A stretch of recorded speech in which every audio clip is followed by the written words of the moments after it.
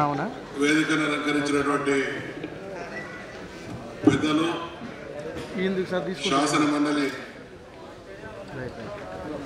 Chairman గౌరవనీయులు స్వామి గౌడ్ గారు, గౌరవనీయులు శాసనసభ్యులు శ్రీనివాస్ గౌడ్ గారు, కనకారెడ్డి గారు, శాసన మండలి సభ్యులు సుధాకర్ రెడ్డి గారు, రామ్మోహన్ గారు, వేదికను అలంకరించినటువంటి పెద్దలకు, ఈనాడు పద్మమోహన్ అవార్డ్స్ నిర్వాహకులైనటువంటి 25 సంవత్సరాలుగా మరి అవార్డ్స్ ఇస్తూ తనకున్నటువంటి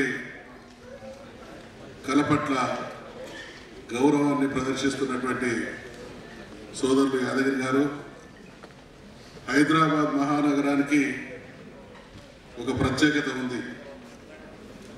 రవీంద్ర భారతిలో కార్యక్రమం అంటే తప్పకుండా చూసి తీరాల్సిందే అనేటువంటి ప్రేమ కలిగినటువంటి అనేక మంది ప్రేక్షకులు ఉన్నారు.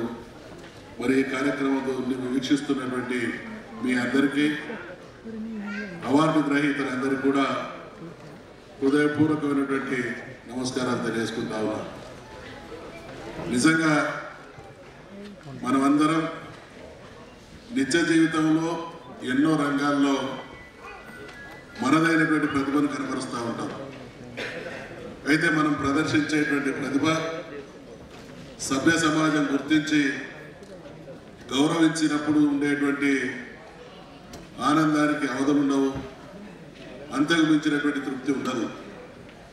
ప్రభుత్వాలు అన్ని కార్యక్రమాలు చేయకపోవచ్చు, వివిధ రంగాల్లో ప్రత్యేకించి టీవీ రంగంలో తమదైనటువంటి ప్రతిభా పాఠవాల్ని ప్రదర్శిస్తున్నటువంటి, టీవీ రంగాన్ని పరిపుష్టం చేస్తున్నటువంటి ఆర్టిస్టులు రకరకాల కార్యక్రమాల ద్వారా మరి ప్రోగ్రాంలు నిర్వహిస్తున్నటువంటి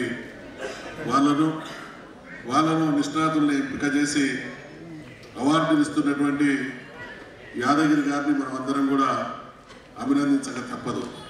మన తెలంగాణ రాష్ట్ర ప్రభుత్వం కళలకు, కళాకారులకు ప్రత్యేకమైనటువంటి గౌరవం ఉన్నటువంటి విషయం మీ అందరికీ తెలుసు.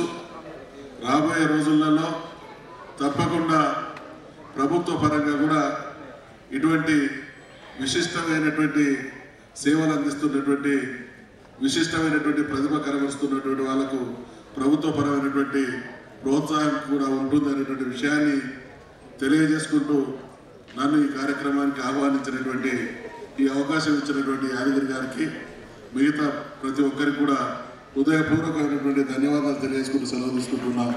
జై తెలంగాణ.